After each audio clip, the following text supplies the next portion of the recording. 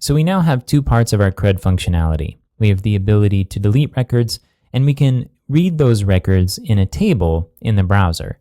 For our next step, let's look at how we can insert data into the database. Let's jump back to the resource pack directory, and let's open up the sixth step, which is called CRUD add record form.step. We'll copy all of this code and paste it over the code that's in the test.php file, and we'll save it. And let's give it a quick demo. I'm going to go back to the browser and refresh. And you see now we have this link that says add person. If we click on it, we see this form. It's got first name, birth year, favorite band, shoe size, username, and password. Let's go ahead and fill that in. And I'll click add entry. And now if we look at this list, we now have one named Chris with the username Chris Shattuck, birth year, shoe size, favorite band, and I can go ahead and delete this if I want to. And we're also showing the query used in order to make this happen. Now the structure of this is a little bit different than we've seen before. This is an insert statement, and so we have to line up particular values with particular columns.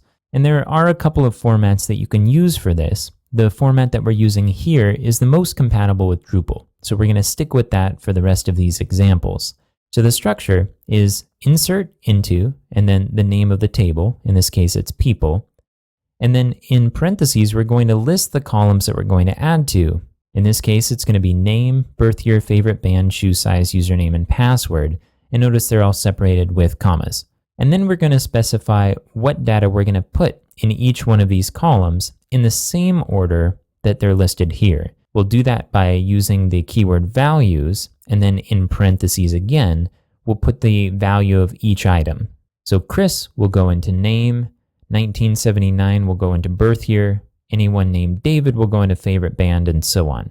Now one little thing to note here is that we have quotes around the numbers, which we don't necessarily need to do, but for the most part there's no reason not to. And this also reduces your risk of being exposed to SQL injection attacks.